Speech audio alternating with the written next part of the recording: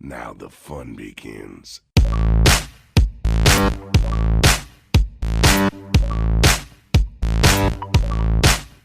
Budget. Stop! You violated the law.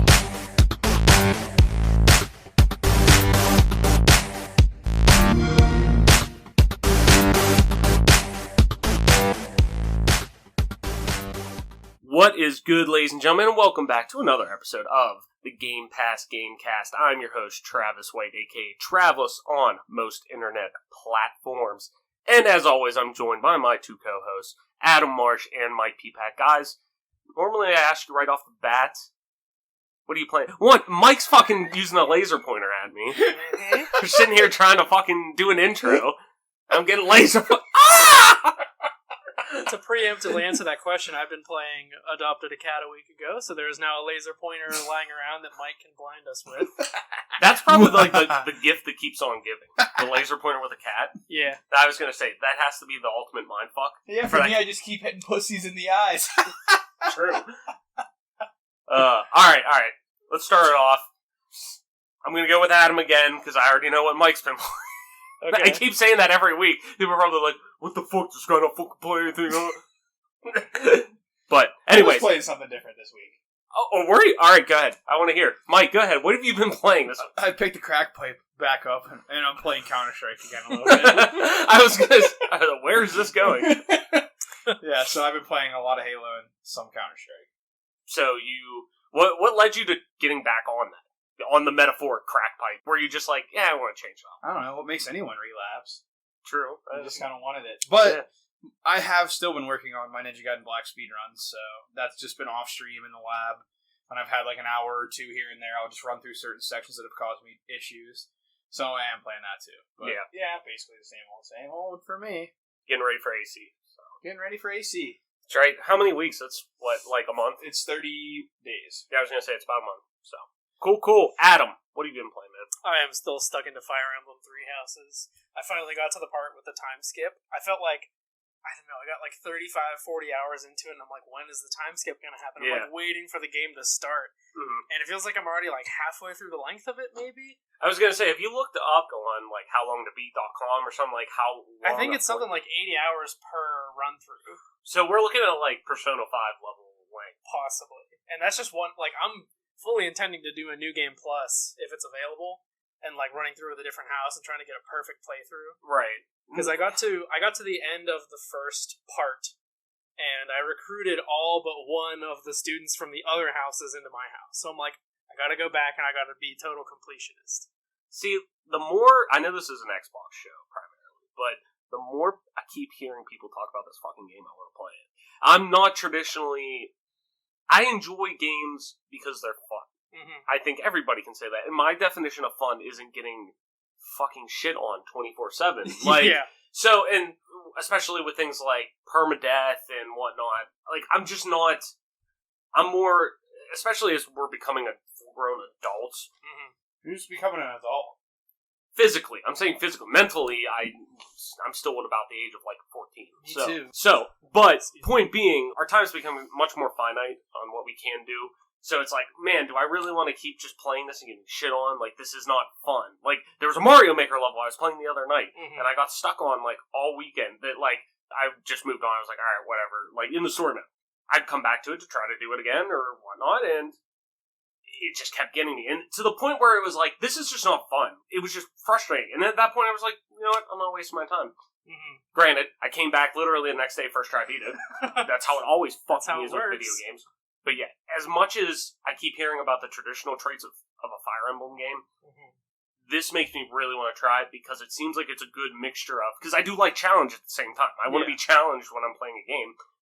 So, at the same time, this does seem like it would be my cup of tea, where it's a good mesh of challenging, but not overbearingly difficult, or where the stakes are so heavy that it's like, I get 40 hours in and I lose my main character and now I'm fucked. Yeah, I think it's playing on casual and normal difficulty, so casual is no permadeath. Normal is like the usual scaling, like power of enemies and whatnot. I found it pretty easy to get over-leveled and like just kind of breeze through the fights up to a certain point. Once I hit the time skip, they kind of like they bring up the enemy difficulty, and then they like force your students to a certain level. So like the first battle in part 2 is well balanced, and then from there I'll probably get over leveled again. But it's easy to make it as easy or challenging as you want it to be. Yeah, and it seems like it's a game that's built on doing multiple runs. I mean, especially right off the bat, the 3 different houses within it. Yeah. They all seem like they have specific storylines to a degree. Yeah, I think there's even a secret route apart from those 3 houses. Nice. So. Well, this is an Xbox show, so we won't hang on Nintendo too long, right. But even though we do love it. But, as you know, this is the Game Pass Gamecast. Each and every week we sit down here, we talk about either a game or series within the Game Pass universe, Xbox Game Pass game service. And this week we are changing it up a little bit. We had some good feedback, so I think maybe once every other week or so, we're going to start doing a full episode of our party chat segment where you guys write into us. We take the topical questions you send in us and we just talk about them really in any video game light. And my idea at least has been, hey, we'll do a game or a series one week.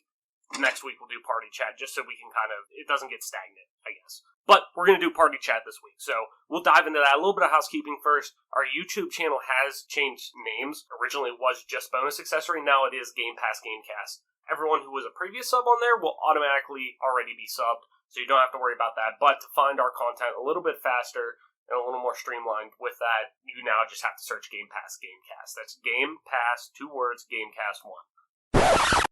What's good, y'all? It's Future Travis. Shockingly, yet again, Microsoft decided to announce and shadow drop a few new games for Xbox Game Pass while this episode was in post-production. So, I just want to do a roundup real quick before we get too deep into this week's episode. So, new to Xbox Game Pass and available now is the Jackbox Party Pack 2, Space Hulk Tactics, and Where the Water Tastes Like Wine. Now, just to keep in mind though, the Jackbox Party Pack 2 will only be available on Xbox Game Pass via home consoles. Wow, Space Hulk's Tactics and Where the Water Tastes Like Wine will only be available on PC. So, there you have it. You're all caught up. That wasn't that bad now, was it? Well, if we're being honest, actually, yeah, it was. I mean, I feel like my voice sounds like if a Muppet had a broken nose, So I don't blame you for tuning out at this point, I wonder where I get my lack of, self-confidence. I don't know. Maybe it started, back when I was in, the 5th grade when... shit. This is still on. This is still recording. Oh, shit. My bad. Alright, let's just get back to the show. You don't want to hear a grown-ass man weep. And just wanted to touch on this a little bit, because I want to get some feedback, because we all have dabbled in the streaming culture a little bit. A little bit of news, just because this is relevant right now. As I'm sure everybody's heard, Ninja leaving Twitch, heading to Mixer, an exclusive deal. From what it sounds like, I think it's like a multi-million-dollar deal per year. Obviously, they would have to do leaving that big of an audience, but I just want to get everyone's kind of take on it. Personally, I think being a fan of Microsoft for a long time, as we all have been to some degree, this is big for them. I think the platform that they built with Mixer really kind of helps with the casual gamer when it comes to putting their content on there comparative to Twitch. Twitch seems a little more intensive in terms of actually, if you want to play a game, if I am, I'm Travis and I want to stream Fortnite from my Xbox, but I'm 14 years old and I don't have money to go buy a capture card, it seems like Xbox has made ridiculously easier and a little more inclusive in terms of what you're able to do on the platform in-house in your box with an Xbox. That's just me personally, but from what I've seen with it, it seems really inclusive. There's a lot of good things, like you get points just for watching content comparative to you don't have to necessarily donate, so it's expanding it in a lot of different avenues. I think it's a big deal because the way Microsoft's kind of setting up for next gen, I think they're setting up to just fucking hit a grand slam. They've taken their lumps this past console generation, only selling, I think it's around I think it was 34 million units in terms of Xbox Ones. It's comparative to almost now Sony has 100 shipped units out of the PlayStation 4. I think they've learned a lot. They've taken the lumps, they've stayed quiet, and now they're starting to build back up with new studios and whatnot. But to me personally, I think streamers are the biggest pool in terms of marketing possible for the gaming industry right now, and you literally have the cash cow, the home name. I mean, it's like Shaq with basketball. Like, people just know Shaq. You say Shaq, you know it's a guy who played basketball, or you say basketball. It's almost like Hulk Hogan with WWE or whatever, like wrestling. Hulk Hogan. Like, it's Ninja's the household name. Right, yeah. It's when you hear video games anymore, it's, oh, that Ninja guy, or oh, that Fortnite guy. Like, people just know it's him, so having him exclusively on here, and even today earlier he announced, as of recording this, he hit 1 million subs, like paid subs on his channel on Mixer. Granted, a lot of those you get 1 month free sub, but that's still just fucking asinine. This guy has made 1 million subs in less than a week, so. I want to open up to you guys. Those are kind of my just shooting from the hip thoughts. Just real quick before we jump into the segment, Adam, what do you think? So I'm not highly versed in the streaming landscape. I've only dabbled with Twitch a little bit, but I do know who Ninja is, and I think by bringing him over to their platform, Microsoft is they're throwing a strong haymaker in this first bout where they're introducing. Has Mixer been around for a while, or is it just like? Yeah, it's been around for a few years now. It was kind of like the forgotten streaming platform, but little by little over the past few years, people have started to kind of make the jump from Twitch. For a lot of reasons, and I'll get into it more when it's my turn to talk. But yeah, Mixer's been around for a little bit. Okay, well, in general, I feel like this is the first I'm hearing of it, and it probably is for a lot of other people too, because Ninja's jumping ship. And if anything's gonna make streaming more competitive between platforms, this has got to be it. Like, this is probably the beginning of Mixer's time in the limelight. I think you might see a little more healthy competition between them and Twitch. Competition's always good. Yeah, it's good for the consumer to have different platforms, and maybe we'll see some better, a better record for Microsoft on moderation. I know that's something people have a lot of trouble with with Twitch. Like, if you're a big streamer on Twitch, you can get away with a lot. Absolutely. With a slap on the wrist for behavior that would get other people permabanned. So, maybe this is a chance for another platform to come out. Mike, what do you think? I think the debate between Mixer and Twitch is this. I think, staying on topic relevant to the question, this is a situation that kind of works out for both parties. I feel like Ninja was kind of getting burnt out with the Twitch scene. I feel like there's a lot of different reasons for why Ninja was becoming burnt out with the Twitch scene. I feel like Twitch chat and things of that nature were kind of burning him out because it can be really negative, it can be a really dark place. Even though Ninja started with Justin TV, which then manifested itself into Twitch TV later, way back in the Halo Reach days, this is a situation where I think it kind of gives Ninja a new lease on his streaming career, because I feel like he was just kind of getting burnt out and getting tired of it. And I think it's like a win-win for both companies. So I think Ninja is excited to be leaving Twitch because of all the bullshit that goes on with Twitch, and people the landscape of content creation in Twitch has changed so much from gameplay oriented to just it's cool that people can be creative, but you got certain streamers that are dancing around in very skimpy workout attire and things of that nature are going on. The IRL just talking, streams have really evolved into something that I don't think they were obviously intended for. Right. I think that Twitch has just let it get out of control because they really don't care. All they see is the dollar signs. Very much Wild Wild West. Yeah. Stuff, right? So they're just letting girls dance around in sports bras and yoga pants or yoga shorts, and it's just really weird. And it's really cringe because there's a lot of people that watch and they're into that kind of thing. So they're spending a lot of their money on these streamers. So it's a really good business avenue for these females that don't really care. And Twitch doesn't really care. And Mixer has a really strict rule set on what you can be dressed in streaming on their platform. So I think it's something that Ninja, it's just been weighing on him between that and a bunch of other things that happened to him on Twitch. I think it's just really good for him to get over to Microsoft because originally he is a Halo fan. He loves Halo. And I think it kind of bodes well, like Travis alluded to earlier. I think it bodes well for Microsoft going into the next gen because I feel like he's going to be really important hopefully to the development of Infinite. And if not, at least he's going to be able to be with Microsoft. And it's almost like Microsoft is telling us that there's going to be a Battle Royale because now since Ninja pretty much only plays Battle Royale games, it's almost all but confirming there's going to be a BR mode in Halo, which I think is important to the growth of the game and for it to survive. Because like I said before in the Halo episode, if you can get guys and kids to dive into the Battle Royale mode, maybe they're going to hop over to like the social playlist and start playing that. And then they're going to be like, Halo's actually pretty fun. And then they might get into the competitive side of things and they might explore it that way. But I think that they can use the Battle Royale mode. They're going to obviously have tournaments for it, I'm sure. And there's going to be huge prize pools for that. And then I think that they're going to use some of the money from BR to reinvigorate the competitive scene on the other side of things. So I think that that's really good for both parties. I think it's a win-win. And I think that Ninja's going to be a lot happier. And I think that Mixer's obviously going to be really happy to have Ninja because it's putting their name more on the map. Obviously, it's a big negative for Twitch. I know people are saying Ninja was kind of falling in popularity on Twitch, but then again, I think it was a situation where, like I said, he was just getting burnt out, so he wasn't as entertaining to watch anymore. He was doing other things in his career rather than stream on Twitch, so it feels like it's a bad breakup. You can't really blame the guy either. Right, I mean, if somebody's throwing a blank check at you for endorsements and just public appearances alone. Right. I mean, you can't blame him, but this just seems to a degree. It just seems like a bad breakup between two old lovers that just like, obviously there's not a lot of information coming out, and probably down the road Ninja might still have like contracts with Twitch that he's not allowed to talk about it, so it might come out 5 years down the road that something really big happened between the two.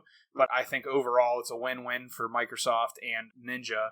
Big loss for Twitch to lose Ninja. I think that even just with the Amazon Prime subs alone, they were making a ton of money off of Ninja. So I think that not only did Mixer cut him a lucrative deal in terms of just raw money, I think that they cut him a really good deal with his sub revenue. So I think that it's going to benefit him even more. And for Mixer, like, what do you really have to lose? You have the money. Yeah. So, like, bringing someone over like that might get you other people to come in, and you're still going to make money, and you're taking money away from one of your biggest competitors, which is awesome. So, yeah. On the point of Twitch, though, I mean, if they just lost their biggest streamer, hopefully they're all sitting around saying, all right, what are we going to do now? And maybe Twitch as a platform will improve as a result. It puts pressure on them. It puts pressure on them. Yeah, I think in America especially, there's going to be some of our listeners that might not be from this country, but in America, a lot of people are kind of confused, and I think they have a jaded view of capitalism, but at the end of the day, I think this is where you start to take lessons from the real world in capitalism and realize that competition is good for the markets. And I think that this competition with Mixer and Twitch could, as Adam said, kind of clean up Twitch's bullshit. And like, this is why competition and capitalism works in America and why it's a really good system, because if a company starts slipping, another company is going to come up and take it to task and challenge it.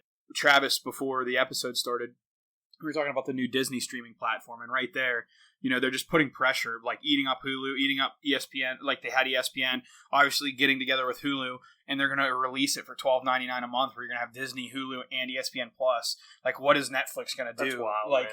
So there's like a lot of competition going back and forth with these companies.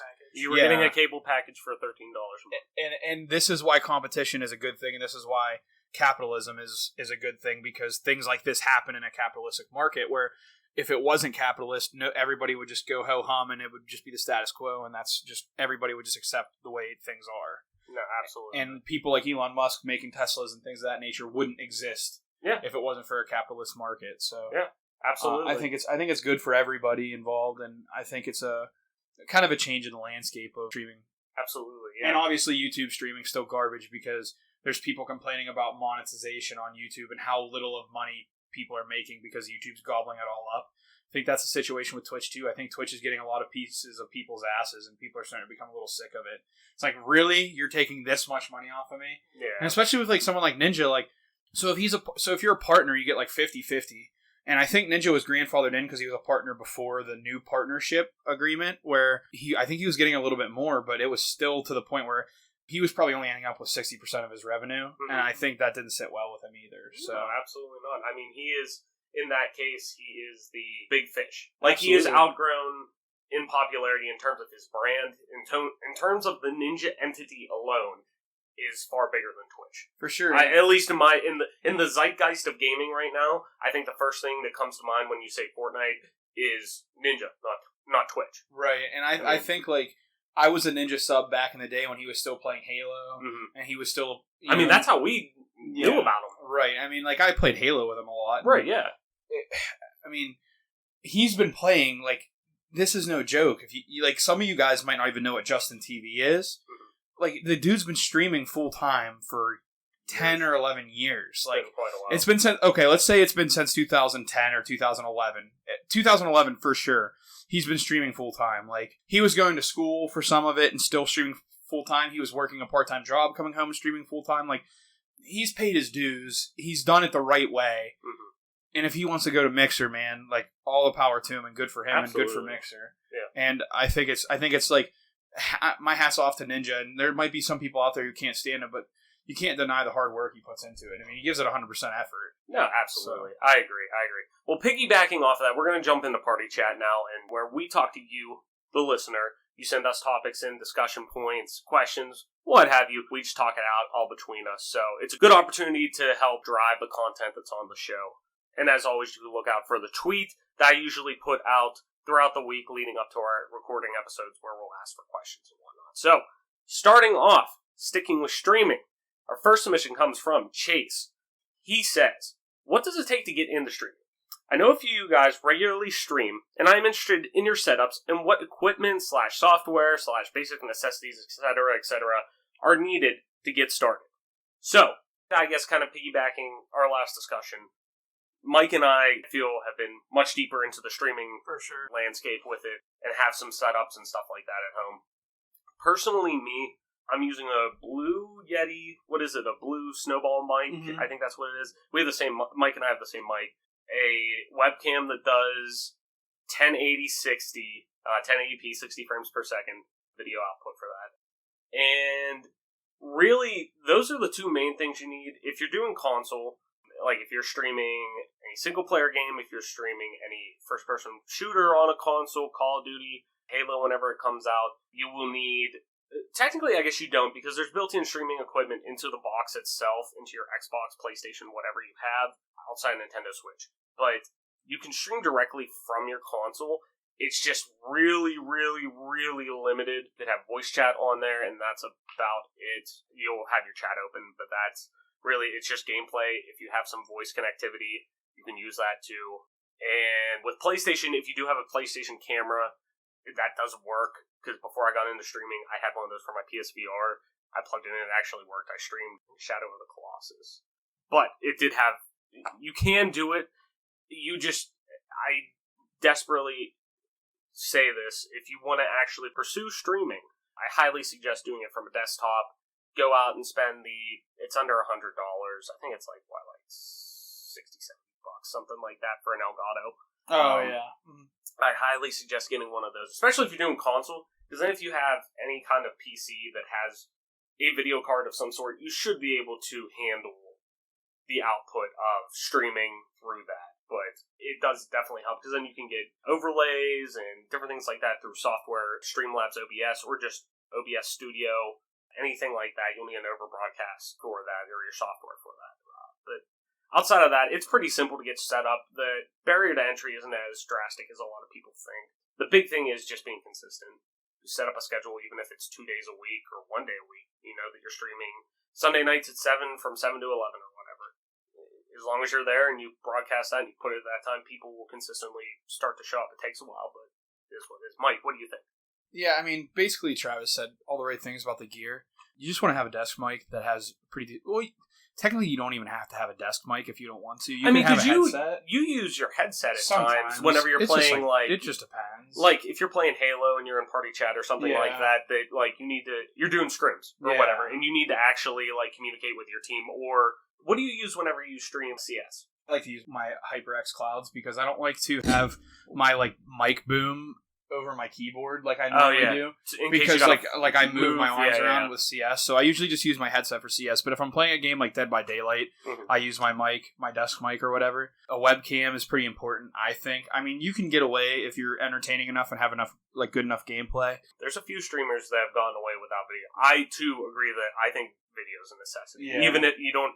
I put that way over overlay or anything like that. As long as you have video and a mic, I think those are the two most important things, because, at least in my opinion, and I'd like to hear what you think about this, streaming necessarily isn't about the gameplay. You can watch anybody play any game, anytime. It doesn't matter. A lot of it is carbon copy, for the most part. There are people that stand out who are ridiculously good, like Shroud, Dr. Disrespect, anybody who those people who can pick up a controller and just be good. But at the end of the day, it's the brand of that streamer that you're buying into. Yeah. Look at Dr. Disrespect. It's I think gimmick. Doc's decent at games. Like, don't Mhm. get me wrong, Doc's definitely pretty solid, but he's not like, oh my god, blow my head off type thing. Like, Shroud's aim is ridiculous, so Mhm. Shroud's obviously really talented.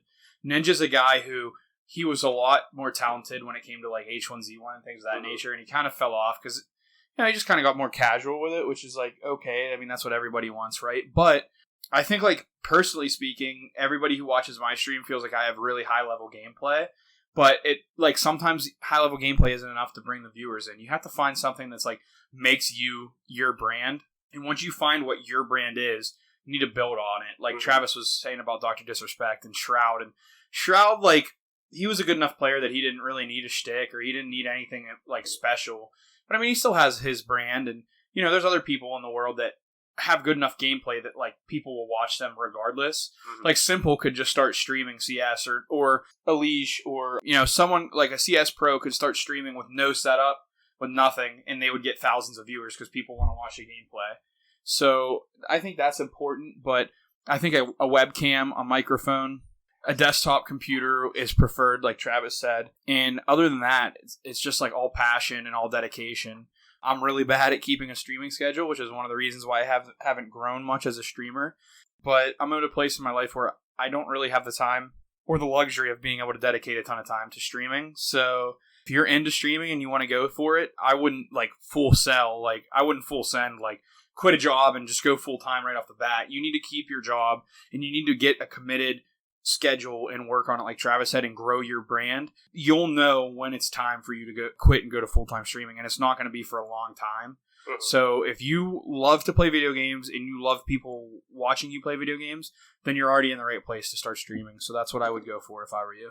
No, absolutely. I definitely agree. That's with streaming. I mean, you definitely, because it's easy to get burnt out, like Mike was saying about Ninja earlier. You know, it's very easy to get burnt out. I get burnt out with it. I'll get on streaks where I'm like, fuck, I love streaming. I could do it 7 days a week right now. But then it's like, man, I just want to, like, chill out. And, like, right now I'm playing through BioShock, like, for the first time ever.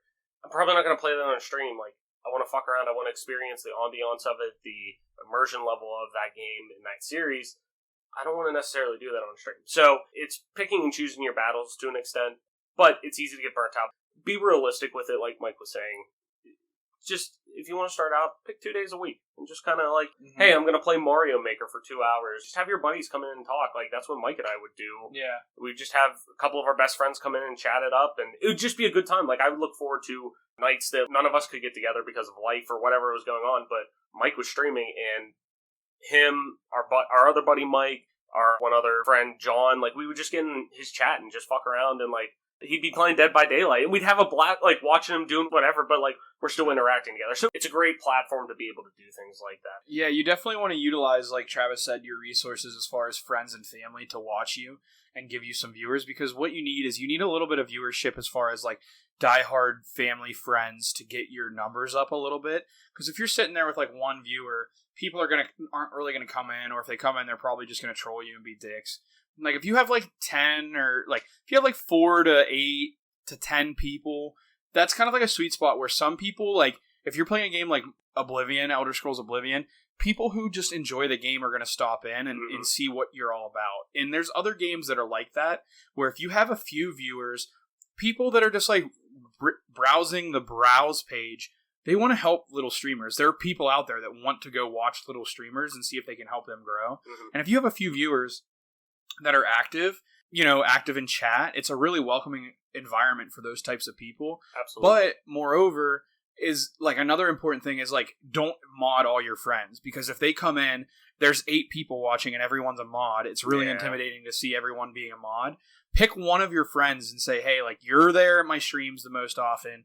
You know what my stream experience is about. You're going to be my mod until hopefully I grow, and then we'll get more mods. But for now, you're the one mod.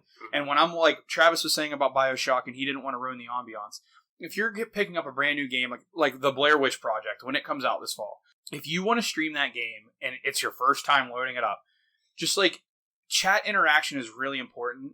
But putting yourself into a new world like that you can kind of worry less about the chat interaction and more about the gameplay, because if you're genuinely enjoying the game, you're having good reactions to what's going on in the game, the chat doesn't really care so much. They're going to talk to each other and have fun, and like they'll joke with you, and you can kind of glance over chat, see what's going on, respond a little bit, and then get back into the game. But like my recommendation for Travis is like, if you want to experience the ambiance, every 10 or 15 minutes, just pause, or like if you're at a dead point in the game, just pause it and get caught up with chat. Just like hang out for a little bit. Like, I'm going to go get a drink real quick or whatever. Take a few sips of your drink, eat a few like little snacks, catch up with chat, and then say, hey, like I'm diving back in, so I'm going dark for a little bit. And then you can just kind of do your own thing on the game. And then in a little bit, get caught back up. So chat interaction is a huge deal, and having your friends and family in there to help can help that too. Each streamer will find their sweet spot with a lot of things. You just don't know until you start it. Right. It's the biggest thing is just doing it. Really, all the content creation I've done so far over the past couple years with gaming, it's all kind of stemmed from one mindset that I was told in a podcast before. That was, if you want to do it, just do it. The biggest hurdle you face is just you doing it. Like, who's telling you no, you can't do it? Okay, you got to spend $100 to get a couple of things.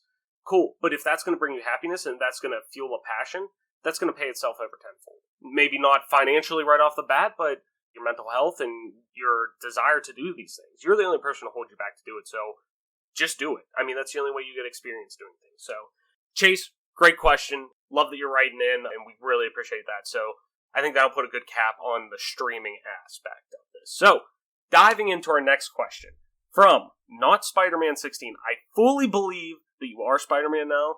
That's very conspicuous. Just be Parker. straight up. Yeah. Just tell me you're Peter Parker, damn it. Yeah. Come on. Anyways, Not Spider-Man 16 writes, hey guys, I want to talk remasters for a minute. And my submission is 2 parts. First, what are some games that you would love to see either remastered or even remade from the ground up? Can be one that has never been done, or that has been done and could be done again. Second is a bit deeper though. Do you think remasters/remakes are starting to become overdone? More and more we are seeing companies push out remasters and remakes for a multitude of reasons. And while from a preservation standpoint of the games, it is great, I can't help but feel that the market is becoming a little oversaturated and overwhelmed, with less originality being pushed. Thanks.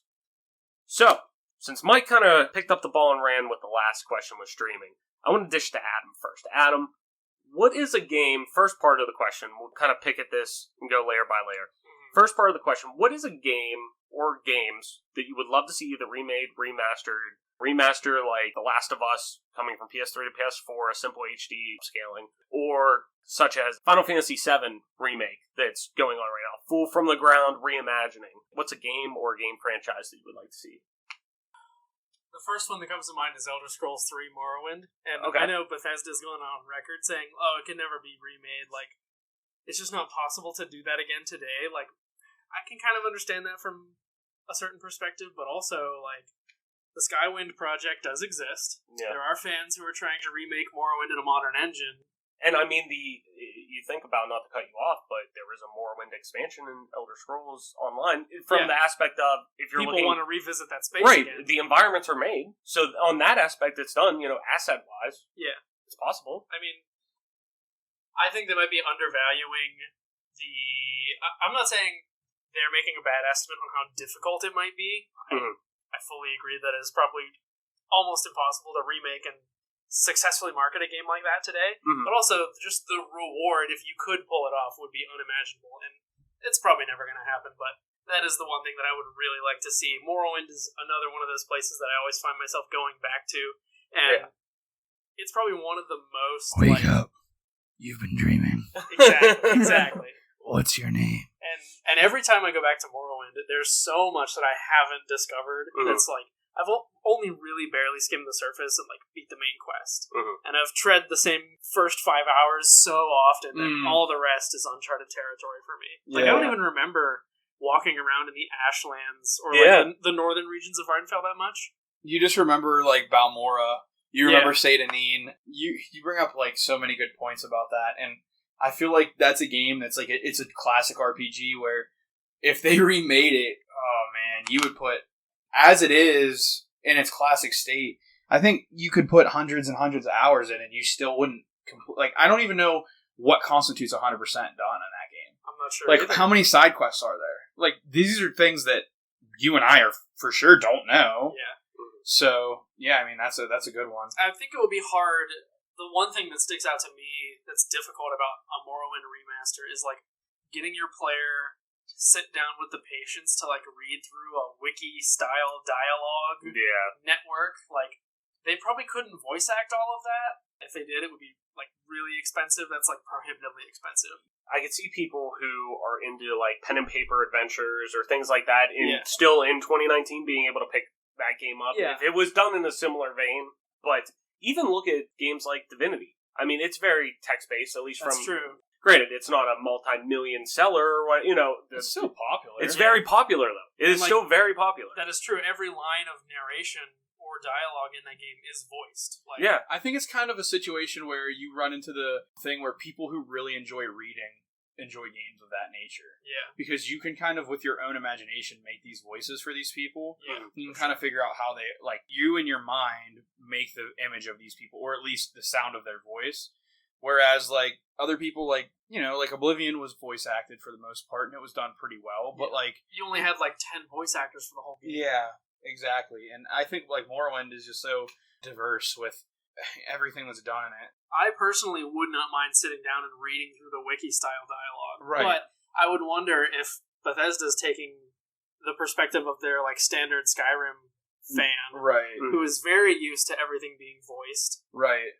Would they be able to convert that person back? And Right. I think the niche of people who are willing to be patient enough and, like, tolerate all of that reading is, like, shrinking, maybe? Absolutely. And I think, like you said, the patience for that type of thing is shrinking, but also when it comes with in terms of Morrowind and a remaster of that game, at least you don't have to rework all that stuff. Like, it's written, it's done.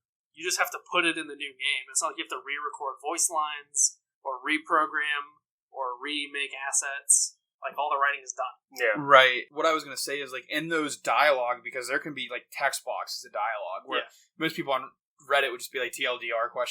You know what I mean? Like, they were just like, I don't really care. But there's important things to quests in Morrowind that are hidden in a block of text that you need to, like, remember. Like, this certain NPC in this town told me this. And, like, you need to remember things of that nature to be able to progress through the game. And like you said, in games like Skyrim, it's really mainstreamed. You talk to someone, And you can sit there and, marker on your map. right, they put a marker on your map, or you could just ignore, like, you could just sit there and, like, be texting, not listening to what's being talked about, and then it would put a marker on your map. You'd go to talk to someone else, another NPC, and in traditional games like Morrowind, you would have to remember what to ask them about to get the info you needed. But in Skyrim, like, that would be your only option, and you would extract the knowledge that you needed in such a streamlined way. Where Morrowind, it was kind of more like a detective game, where sometimes you would have to play detective and figure out what was what. Because sometimes in Morrowind, they would give you false info and things of that nature. That's what I loved about that. And lead you astray because you didn't pay attention to the right questions to ask. Yeah. It's like, even the history of the world is layered with, like, different perspectives and accounts, and, like, some people remember events differently. History was rewritten by victors, and then you find out what really happened. Like, that's what makes the game world so engrossing and make it feel so real. But right. Do we, as an audience, have the patience for that now in 2019, 2020? I do, personally. I think Bethesda maybe correctly assesses that their audience, on the most part, does not. I don't want to take up too much time with the Morrowind, so I'm just going to move on to the second part of the question. Mm-hmm. I do really value the preservation aspect of remakes. I knew you would. That's why I wanted to make sure we got this question right, because I felt that would definitely pull a thread with you. I think not enough is done with preservation in general. I think remakes and remasters are one way that old games get carried forward. From a base level. Yeah, it's probably not the easiest way to do preservation in general. If your goal was preservation of games so that they can be played into the future, you should probably look at something more like archiving. No, absolutely. But it's something, you know? And I don't mind remakes and remasters as long as their purpose is laid out ahead of time. Like, hey, we want to do this game. We're just touching it up to port to the next console, and, like, those expectations are laid out by the developer up front. Or, hey, we want to rebuild this game up and reimagine it to make it a more modern experience. And as long as they hit the goals that they set out from the beginning, I think they're mostly success. I don't mind that they're all that common these days. What do you guys think? Yeah, I just want to touch on one more thing about the Morrowind, because Sure. I was originally going to go Oblivion, but since you went Morrowind, I obviously can't roll with the Elder Scrolls here. There's no reason you can't. But, I mean, I just think that either Oblivion or Morrowind would be a great remake. I think Oblivion would have a more realistic shot because it's a little more mainstreamy. But the hardcore RPG fan is dying. It's a dying breed. And when I say hardcore RPG, I don't mean like you're out there and you're like, hey, wait a minute, I love RPGs. Like, okay, sure, but you don't go into Morrowind and put 300 hours into the game like RPG people did back then. Yeah. And like Adam said with the preservation factor, Adam is the type of gamer, and I'll vouch for him, who, like, he doesn't really give a shit about the graphics. Like, he'll get on and play, like, Fallout 2, like, the original, like, Diablo-type view Isometric. Fallout. Yep. And he doesn't give a shit about bugs or anything. He just loves the gameplay, and he loves the game. So, he's legit when he says about this. For this question, not Spider-Man 16, can I just call you NS16? Look, NS16. I'm going to go ahead and say a Tom Clancy game like a Ghost Recon or even like a Rainbow Six game would be fantastic. Like Rainbow Six 3, if you wanted to go that new to get remastered, I would love to see like Rogue Spear or the original Rainbow Six to be remastered. One of those games, I think, is like something that it's just like Morrowind, and its market is long gone. And the hardcore FPS gamer, you die, you sit for 5 minutes because the round's still going on. Like, that is long gone, and it'll never happen. But it would make me the happiest person in the world if I could play a tactical shooter that has, like, the tactics that Siege has, but it's just not Siege. Like, Siege is unique in its gameplay, but it's also really boring to me. And, you know, you might think old school Rainbow Six is boring, but I think it's wonderful. Like, the campaigns were always really in-depth and really difficult, and they were a lot of fun. I thought the adversarial mode with the verses, I thought the maps were really good. They were really fun. It was just a blast playing this realistic type shooter that was just fantastic. So I would really like to see a Tom Clancy like classic Rainbow Six or Ghost Recon remade. I think that in today's graphics and today's world, it would just be a beautiful game, and they could do a really good job. As far as oversaturation for the market, and the second part of your question on S16, I would have to say I side more with Adam. I really like the preservation factor of it. Then again, you know, backpedaling just a tad bit, I did say that Adam and I both, and Travis, we all enjoy classic games, even if they're not remastered.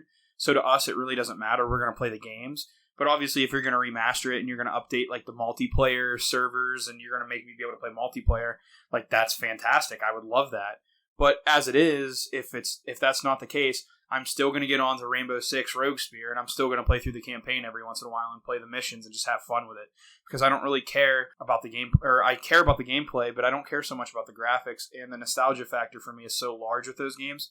They were such a large part of my childhood growing up. I spent a lot of time playing them. So when I log on today, or you know, it's kind of vice versa. Like, I can either play the game and it makes me nostalgic and want to listen to music from back then, or if I listen to certain songs that I used to listen to when I was playing that game back when I was 8 or 9 years old. It's like kind of like whenever I eat potato chips, I really want to eat chocolate. And if I eat chocolate, I really want something salty. That's like kind of the way it is for me. Like, if I listen to a song from that era, I really want to play the game. Or if I play the game, I really want to put on a playlist from that era. And that's what makes remasters and remakes so appealing to me, is that if it induces the feeling of nostalgia that I get, I'm all for it. Like, Master Chief Collection's a great example. If they had better menu music, I would be all about it. But just like seeing the video of Halo 3's menu music and stuff, that almost brings a tear to my eye. So things of that nature, whenever nostalgia can kind of play off of each other, I'm all about it. So yeah, I mean, I love the remasters. Some of it can be oversaturated, and I can understand that. Like, I don't need a remaster of Fallout New Vegas. Like, I just don't. Like, let's just say they do that. Like, you really don't need that, right? Or they're like, we're going to remaster Skyrim. Like, okay, douche. Like, I don't need it. Thanks. Like, technically, they already did. I mean, that's what I'm saying. Like, I don't need it. So stop shoving it down my throat type thing. I would love to go back. But, you know, Ubisoft, they're never going to go back and revive that series and remaster it, no matter how much I would, like, love them for it. But, I mean, that's, like, if I had a dream, besides, like, this question's tough, NF16, because I could give you a list. So, top 5, Morrowind, Oblivion, Rainbow Six Rogue Spear, Tom Clancy's Ghost Recon, and we'll throw Ninja Gaiden Black in there for a remaster, and that's my 5 that I would love to see. And I could actually go to 15 or 20, but I'll give you that 5. Oh, and Dust: A Tale of the Wild West by Cyberflix. It'll never get the remaster. Right. It and Titanic both. If you guys don't know what that is, that's some hardcore, like, 1990s gamer bullshit. So, Dust: A Tale of the Wild West, made by Cyberflix. Go ahead and wiki Cyberflix, and you'll find out these games. And I would love to be able to stream it for you guys. It's just too damn old. I can't make it happen. But those games are so good. I would love them. I really like the analogy you had there with the salt and... Dude, I'm the type of guy where if I have a potato chip, like if I have a Lay's potato chip, bro, I'm like going for the Hershey's chocolate immediately. Yeah. Or if I start with the Hershey's chocolate, I'm like, bro, I need some chips. Like, Do you guys remember Swoops? Yes! Were they actual chocolate-covered chips? Yes! Or were they just chocolate, like, Vaguely. chocolate? Yes. No. Yes, I do. They were Now chocolate shaped. They were I like can see them chocolate now. shaped Pringles, basically. Pringles. Yes. Yeah. Yes. Yeah. Yep. Yeah.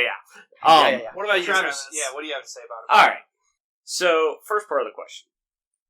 My heart will always say, Nintendo can keep pumping out The Legend of Zelda Ocarina of Time as many times as possible.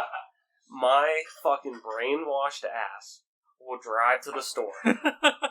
I mean, This dude's eating that shit up. I will Midnight. drive through a fucking blizzard. I was born in the blizzard of 93, so I was born in the mud. I will drive wherever it is possible to get this game. In all seriousness, I would love to see that game be brought to Switch with the audience it has now, but have it brought into... See, I don't want to necessarily say... Because I loved the 3DS port. I thought that is really the definitive version of that game. I agree. You know, visually, it was great. It would be nice if it wasn't on like a fucking 240p screen. And that's one game that actually the gimmicks of the 3DS actually played well into with the gyro. Like, Absolutely. it was much better aiming on that than a fucking N64 joystick. Definitely. But I no matter how many times, to me, that is my most cherished game that I can pick up and play it anytime and play it all the way through and still just fall in love. That game makes me fall in love with gaming anytime I'm like, maybe I'm waning out or something. I just think about that game and it just fills my heart. So I would love to see that be brought back and be maybe even brought into like, you know, remade into from a ground up into an Unreal Engine 4. You know, like the tech demos you see all the time on YouTube and whatnot. But realistically, even just bringing that 3DS port, bring that 3DS port, Majora's Mask 3DS port, and somehow getting Skyward Sword onto a Switch, you know, trifecta bundle or whatever, sell for $60. That would be awesome. I would like to see them bump up the other Wii U remakes onto the Switch. Yes, I'm shocked about that. Like, they haven't done that. I'm shocked that Twilight Princess and Wind Waker haven't been brought over yet. You're bringing literally everything else over from the Wii U. But there's one other that Mike made me think of whenever he was talking.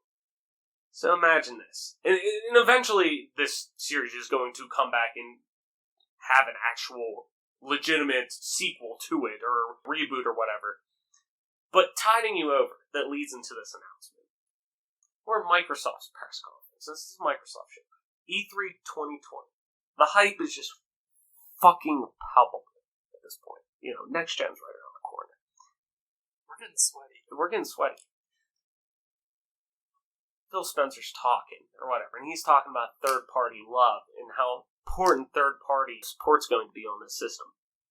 And the lights go out. People are like, what the fuck? And all you hear is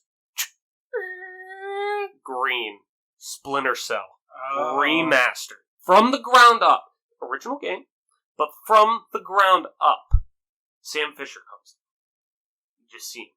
And it just is a full fucking, like, remake from the ground up. Like, new assets, new everything like that, same layout, but I got shivers just thinking about it. Because, one, I just fucking love moments like that in gaming. Like, I love these press conferences, I'm a junkie when it comes to that shit. So, eventually they're going to, it's all but confirmed that a new Splinter Cell is in development, but nobody wants to say anything for some fucking reason. But I'd love to see that franchise brought back. Before we move on, I don't want to get like on a huge tangent, but Adam kind of pulled on something I just wanted to touch on really quick. It doesn't really pertain to NS16's question or anyone else's, but Adam briefly touched on it. And let's just do a quick 1 minute rapid answer question from you two, and then I'll go last. Okay. Adam Wait, said... you for a minute. Everybody for a minute. We'll just try to keep it. You think you can keep it at a minute? I'll try. All right. So, Adam briefly touched on driving at midnight in the pouring down rain. Okay. How much do you miss midnight releases? And we'll start with Adam. What do you like? What was your favorite thing about midnight releases? It was just exciting. It was like everyone showing up to play this game. It wasn't a time where you could just have it preloaded on your console to when it was released. You had to go to the store, and it was a community experience. You felt connected to everyone else there because you're like, I'm excited for this game, and you might talk to a random stranger about what you want to see from the game when you guys get it home. It was an exciting event. It let you connect with strangers, basically. It was a lot of fun. Right. Trav? I still have partaken in the midnight releases. Nintendo Switch, midnight at GameStop, picked that up. There was a shit ton of people. Red Dead was the last one. That was one that I knew physically I was buying, that I wanted to get. I still get all my media physical. But, like Adam's saying, it's just, back then though, it was a communal experience that was the party chat. That was the basement gaming. Only this is where you're bringing people together, like people you don't know. It is the mixer party of this game. It's centered around it. It's like a subreddit almost for this specific title or whatever, that you're bringing so many random people into it. But I agree. It was a time that I really wish we could get back. I mean, it's still good, but not to what it was before. Like, yeah, I think with Halo 3, Halo Reach, Gears of War, Skyrim, every game that I picked up at midnight, Adam pretty much hit the nail on the head, because Skyrim brought a different like breed of people that like I would have never really like. I was a big FPS guy, but Skyrim I loved, so I picked it up at midnight. But with Halo, Gears of War, just like hanging out with people, like just bullshitting about stories that you had with the game, trading gamer tags and hopping online and inviting all your friends on that.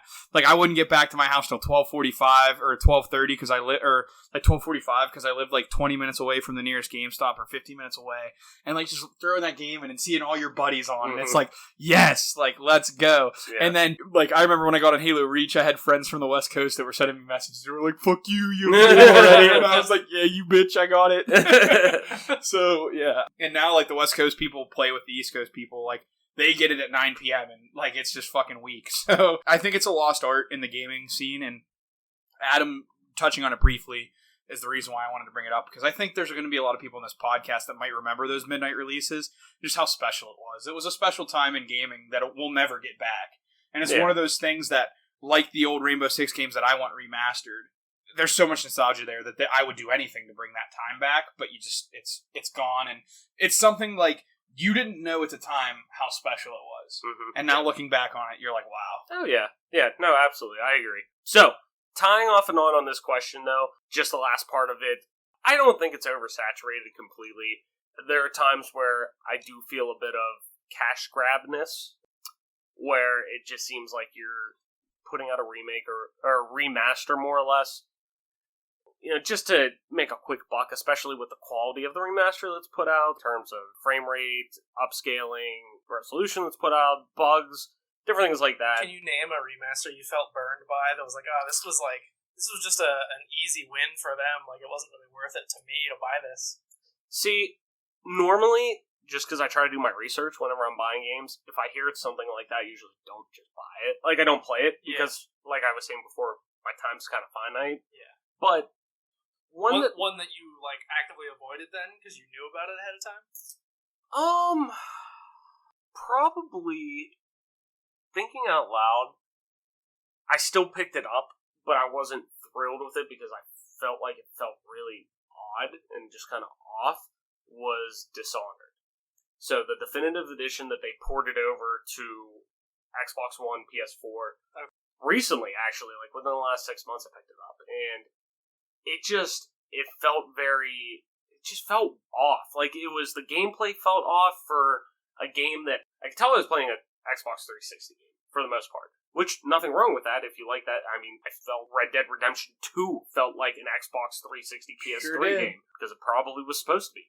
But, graphically, the frame rate, things like that, it just felt off. Like, the playing experience, I was like, okay, granted, I'm buying this, used from GameStop or wherever, because it's the only place that sells it anymore. It still felt like, I'm glad I didn't pay like $40 or whatever the price would be, the price of entry to get this game when it first came out. But There's not a ton, but some of them, did we really need that? Did anybody really ask for that? Like, but then, hey, they're the ones making the financial decisions on that. If they feel like it can make money and it makes money, sure, cool. Like, they have a net income on that thing, cool. But yeah, that is a long-winded answer for you, not Spider-Man 16. And what was it, NS16? NS16? NS16, baby. Look, NS16. So, this one I kind of want to just touch on quick, because we're starting to run a little long. But, just kind of quick, shooting from the hip. So, this one comes from Tim S. More and more we hear about how consoles are becoming lower end to maybe mid-tier gaming PCs with each generation that passes, and that soon traditional consoles will be no more, specifically with Microsoft and Xbox. My question is simple. What will a quote-unquote home console be in 10 years? Will we have a modular system that can be upgraded like a PC? Or will we see streaming boxes take a stranglehold with 5G looming? Much love. So, real quick, just what do you guys think? We've been hearing for a while that traditional consoles are dying. This is the last console generation. They said that like 3 console generations ago. Like, this is it. This is done. After that, you're just going to get a little PC and download all your games or whatever. Yeah. Do you see consoles becoming this modular box that you have that you can just buy? When you upgrade your PC, you may buy a new MOBO, or you may buy a new graphics card. The most common thing to do, probably. But do you see consoles becoming like that, where you could just go and buy what looks like a hard drive, and you just plop it into your system, and it's the components of a motherboard or something like that? Like, you get what I'm saying. Yeah. Or do you think it's just, we keep hearing now, streaming is going to be the new thing that over-encompasses everything? Yeah. What do you think's more likely to happen? I really hope it's not streaming. Agreed. What we've seen from Stadia is that that's just not going to work. I think most people, if you're going to game, you want to be executing locally. Like, you don't want to eat up all of your data cap usage by streaming gameplay into your home. If you're going to pay money for a box that plays games, you want it to play games, right? The reason I don't think that modularized home consoles are really going to be a thing is that they segment your audience and they limit what games or what software or what features are available to each segment. So, like, if I could take an example from a way back when, you used to have the Nintendo Zapper that was bundled with NES systems. And I don't think it was sold with every Nintendo Entertainment System, but it was bundled with a lot of them, and you get, like, Duck Hunt with it, and that cartridge came with Super Mario Bros. On it as well. Now, that was a peripheral, but we can kind of extend it this conversation. Because the peripheral wasn't guaranteed to be in the hands of every console owner, not every developer wanted to try to make use of it, because they would automatically be limiting themselves to, okay, now we're only really marketing this game to the Zapper owners, and that's fewer people than the overall NES market. And then, because the developers of games and software that support the hardware aren't making anything for it, the hardware developers are now saying, well, we don't want to support this piece of hardware because there's no games for it. Right. So it's kind of, that's that back and forth system. And it is interesting. I kind of just thought of this tangentially, but for a while, there was modular hardware included with some games in that era. Like, you would have extra graphics processing or sound processing or other stuff like that on board in the cartridge when you would buy a game. Yeah. Like the Super FX chip on the Super Nintendo. Yeah. Stuff like that. And then moving forward, the N64 expansion pack. Yeah. Oh, yeah, that's another one with the N64.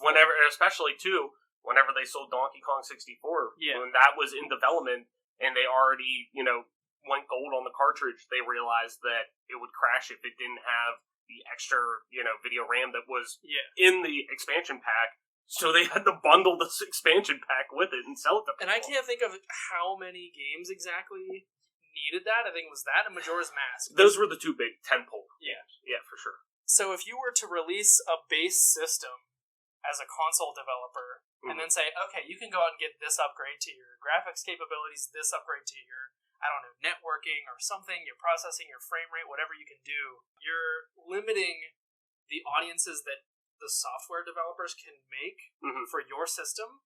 And then when that happens, you kind of have this negative feedback loop where, okay, well, because nobody's making games for this, like, higher end, you have to buy into this piece of hardware, then software developers are going to continue to not make things for that. So I don't know what the future holds. I almost want to say I hope things continue as they are, where we just have monolithic game consoles that are like, you buy this thing every 3 to 4 years, and it's the same box for that period of time. I totally agree with you. I think, and this isn't me being how I always say I'm a physical media junkie still. I like to just the collecting aspect. But that doesn't mean I also don't download games. I download a lot of games too. This is an Xbox Game Pass centric show. Yeah. So obviously I enjoy the service, and that's all digital. So, but I don't see the modularity coming into play, at least next gen or within the next decade, unless something drastic happens that we don't expect in terms of technology. But I see streaming being ahead of that before that. But even then, I will always see these streaming platforms like Stadia and xCloud with Microsoft. And I think Microsoft's the best example because I think they know what they're selling. And I mean that it's a secondary piece. It's always complementary. Microsoft xCloud is going to be a complementary service. They want you to still buy. They don't care, really. Their messaging is, they don't care how you play our games. We just want you playing our games, whether it's on Xbox One, OG one, an Xbox One S, and Xbox One X, and then Scarlet next gen. Like, they don't care. As long as you're playing our games, that's all we care about. So with xCloud, they're seeing that as, okay, Johnny's playing Xbox at home, and then he's got to go with his mom to the store. Well, Johnny has a cell phone, and he could just connect his Xbox One controller via Bluetooth to his phone, and he can keep playing. Like, that's... Yeah. It's just a secondary piece, and that's where I think Stadia is relying too much on. No, we're going to be your go-to. And I just don't see that happening, especially with how bottlenecked service and how bad the infrastructure still for the majority of Americans, at least for us. I mean, specifically how speeds are right now. We just don't. You're somewhere like really rural. I mean, we're in rural Pennsylvania, kind of, but we're like suburban rural. There's communities even in our own state, like if you get out into the center of the state, where I mean, you're talking about places like Wyoming, like the where streaming doesn't help anybody there. You have almost like no real broadband service, right? For me, like this question, not in our lifetime, pal.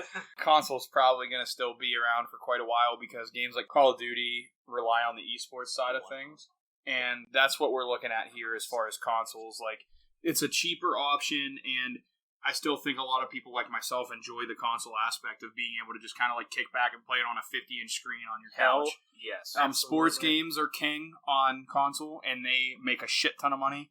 So console's not going anywhere for a while, bro. PCs are king when it comes to other games, but consoles still have a lot of foothold. I don't think streaming is going to be like... Streaming's obviously going to become more and more popular, but there's still going to need to be consoles to lean on, so that's my answer for you, Tim. Yeah, like I said, it's just... I see it becoming a booming service as a secondary. It's always going to be that, hey, if I pay $10 a month, and that means I have the option of taking whatever game I have on Xbox Game Pass or PlayStation or Nintendo or wherever, or Stadia, whatever, what have you. I'd probably do that. I'm travel all around for work and shit like that, so it'd be a nice secondary thing where I don't have to lug my console to my fiance's house. I don't have to, like, do all these other things. It simplifies it, but it's always going to be secondary to my actual box or my PC or whatever have you that's hooked up to my TV. And on a grander scale, the saying goes, cloud computing or streaming is really just someone else's computer. Right. So they're still going to have to make other hardware to run the games that you're streaming. Absolutely, 100%. All right, so we're going to go into our last question from Josh E. here. So, Josh E. asks, this was going to be a controversial one, I feel like. What's good? What is a game that you enjoy that is either divisive amongst fans or just plain out hated? Let's hear those controversial hot takes. So, this one I'm going to kind of freestyle a little bit with it. It's either, we're going to say, what's a game that you enjoy that other people don't like or just hate or gets a lot of negative clout? Or, what's a game that everyone loves that you don't like? So, I'm kind of freestyling a little bit with your question, Josh. Thank you for writing in. So, I'm going to open it up to Mike. What do you think? What is a game that is either divisive among people but you still love, gets kind of a lot of shit talked on it that you still love, or what's a game that a lot of people like and you're just like, I don't get the hype? Skyrim. I don't get the hype. I don't mean to beat the shit out of Skyrim. It just sucked. It was a bad installment from Bethesda. The game that Travis is going to briefly touch on, I agree with him. Horizon Zero Dawn. Basically, every PS4 exclusive is pretty fucking bad. I mean, gameplay-wise, it's just not that good. It's more of a cinematic experience, which people who enjoy that, like, that's cool. But the gameplay raise his hand. It's just like blah to me for those games. So like basically every PS4 exclusive to me, and that's not me being like an Xbox snob. I did own a PS4 for a little bit. And that's just me being real and keeping it 100. Yeah. I'm just not the biggest fan of those types. I like gameplay-driven games, so that's very important to me, good gameplay, and I don't feel like those games have stellar gameplay. As far as a game that I enjoy that everyone else kind of disliked, that one's kind of tough. I guess if I'm trying to think, I don't really have an answer for this one, because I pretty much side with a lot of people on, like, crappy games versus good games. Yeah. I'm usually on the same side as everyone else. So I guess it's more just like me being hype killer with other games. I guess I just like kind of think like, that game kind of trash, but everyone else kind of likes it. So no, that's kind of fair. where I'm at. I guess like honestly, I was a hardcore Diablo 2 fan, and hardcore Diablo 2 fans felt a little like shitty about Diablo 3. But if I'm being 100 with you, I kind of like Diablo 3, even though like it wasn't Diablo 2 and I still like Diablo 2 better. I still really like Diablo 3, so I guess I would pick Diablo 3. Good. Hey, I like Diablo 3. I think we all can say we like Diablo 3 at the very minimum. So, Yeah. Adam, what do you think, man? This one's tough because I feel like there are definitely those times. I know I've had moments where I'm like, man, everyone rags on this game, but I'm having a great time. Like those guilty pleasures. Yeah. Nothing's coming to mind right now. I know there are games that I think are obscure that I absolutely love. That like, I don't think it's that they're controversial or divisive. It's just that no one's really heard of them. Like, Pathologic is my go-to example. Like, that is, if you've played Pathologic, there's a high chance that you've bounced off of it. So for the small subset of people who've tried it, it's probably kind of controversial. Yeah. It's something that I got like absolutely drowned in when I started playing it. Like, I couldn't stop. I wanted to see what was happening next. Yeah. I think Halo 3 ODST had a really mixed reception. Which is crazy to me. Yeah, like, I think critically it was, like, middling, like, mediocre. Which is nuts. Because it was said that, like, maybe it was originally supposed to be DLC for Halo 3 or something, but people were complaining that, like, it wasn't enough of an improvement. It didn't feel like a sequel. It was like an expansion pack. Yeah. But, like, I loved Halo 3 ODST. Oh my I God, tend to love, like, middle child games, I think. I mean, it was a noir-esque take on Halo to an extent. Yeah, it was like a hard-boiled detective game. Right, in a Halo setting. That was something pretty much unprecedented in that series. Bungie kind of flexed their creativity with... Hell yeah, you know what I mean? They had been riding high on Halo 3, and I'm pretty sure most of the people working on it knew that Reach was probably going to be their last game, and this was the calm before that storm of, like, shipping the last game out the door. And this was like, hey, what can we do with these tools that we have? I don't know, I think they knocked it out of the park. Hell yeah. No, plus, I think Buck's one of the coolest characters in the whole fucking series. Yeah, Nathan absolutely. Fillion playing Buck. Great dude, man. Yeah. So, comes down to me. I'm going to get flack for both of these. So, the game that's divisive, that people just didn't like or plain out hate. This is multiplayer out. I didn't think Halo 5's campaign was that bad. I played, like, within the last year played it, and that was the first time I actually ever played it all the way through. And, like, I left kind of being like, I mean, it's not amazing. It's alright. Like, it's not how I want a Halo campaign to be, but at the end of the day, I was like, it had some moments that I was like, oh, this is cool. It's not Halo cool, but, like, that was a cool, like, 6 hours or whatever it was, you know? I don't feel like I completely wasted my time, but people, like, vilify that game because it isn't a traditional Halo-style game, which I can dig. Like most of us, I'm a traditionalist when it comes to Halo, so. But I think this one may be even a little more divisive. So the game that a ton of people enjoy that I've just never been able to get hooked on, and I've said it before, and I still don't know why I haven't been able to get hooked on it, The Witcher 3. I have no idea why I can't get hooked on it, but to me, I finally just kind of admitting it, I think it's overhyped. That's not to say that it isn't a good game. It sucks. Okay, sure. I've never even played it. It just doesn't, to me, it felt, I don't want to say it didn't feel cheap, but it just, for as dense as the world felt, and maybe it's because I only got 15 hours in at the most, maybe, or something like that. I know I'm just scratching the surface on that.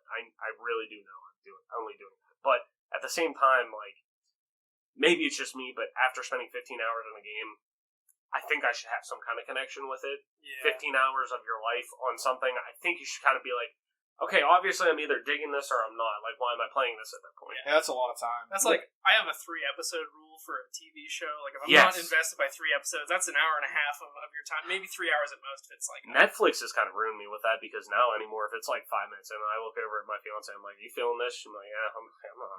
Yeah. It's just so easy to drop and pick up something else. Now, gaming's a little different now. There's more of an upfront cost, and you have some invested into it. But I feel you, though. 15 hours in is a long way to feel yeah, like you're not... and that's spaced over a while, but like... Yeah, but like, then again, if it was a good game, you'd have 15 hours in like 2 weeks. If not... If not like a week. Yeah, I was going to say, that's like 1 week at least. But yeah, I mean, I just don't know why. That's not it's just a game that I keep saying. But I'm really excited for Cyberpunk. Because Cyberpunk they've kind of found the formula, like, really perfected the formula of what mixing a more fast-paced, fluid combat, because that was the one thing with Witcher combat, I always felt like it wasn't very fluid. It was very stiff, it was very unforgiving, which is okay in times, but not in the way that the game's presented. The game's presented for you wanting to get immersed in this world and do all these different things where, if it was Dark Souls-esque, then okay, market it like Dark Souls. Yeah. Like, Dark Souls is based on learning patterns and different things like that with your enemies and attacks and whatnot. Oh shit, that's my answer for a game that people like that I didn't get into. Dark Souls. I have never been able to stick with a Dark Souls game past like 10 hours. I was going to say, I know you've played a handful, like just trying it out. And I've played like maybe half an hour of every one except Dark Souls 1, and in that I've gotten to like... I don't even know if I've ever cleared the Undead Burg and like finished that whole area. I've only gone barely that. Like, I haven't gotten very far in Dark Souls because I picked it up on Switch trying it for my first time, and it was one of those games I was like, cool. I bought it for $20 on sale or whatever, so I don't feel that like, but it is what it is. And that, my friends, is our party chat special. Thank you for everyone writing in. I think there's some good questions. Yeah, I like doing these. I like doing these kind of bi-weekly things where kind of just whatever topics are going on, whatever our listeners kind of want to throw out to us. I like kind of breaking it down, not where we're stuck to one specific game. We're so bad at this. This is supposed to be like a brief, short episode. No, I like to keep it. I like to keep it within around an hour. Around an hour. I think it's a great excuse for us to do what we want to do on other episodes, which is go off on tangents. Yeah, right. When you have all these different topics, we can kind of just go off and talk about and this is why I want to kind of bring these kind of shows in maybe once every other week or something like that. But, yeah. So, guys, where can everyone find you? Adam, where can people find you? You can catch me on Twitter at AC_Marshy. That's AC_MARSHY. And Mike, where can people find you? At Toy Soldier, the second O is an X on Twitter. That's TOYSXLDIER. LL Toy Soldier LL on Xbox. MP_Toy Soldier on Twitch. And on AOL Instant Messenger, you can hit me up on PPAK0306. That's PIPAK0306. See you on AIM, baby. Hot. What's your away message right now? I tried to be perfect, but nothing was worth it. Some random emo ass lyric. Yeah. It actually might be like Freak a Leak by Petey Pablo right now. Something by Petey Pablo. When there was like, do you remember browsing away message lists? Oh yeah, hell yeah. You just like scroll through pages and pages of them. Yeah, hell yes, absolutely. Trav, where are we finding you? As always, ladies and gentlemen, I'm Travis White, your host, aka Traveless on most internet platforms, including Twitter at Traveless_TRAVLESS_. Also, twitch.tv/Traveless_, same spelling and everything. And just regular Traveless on Xbox Live. Right now I'm playing through Bioshock, so you'll see me on there kind of playing through that. With that, ladies and gentlemen, thank you so much for listening. Thank you so much for writing into Party Chat, and we will see you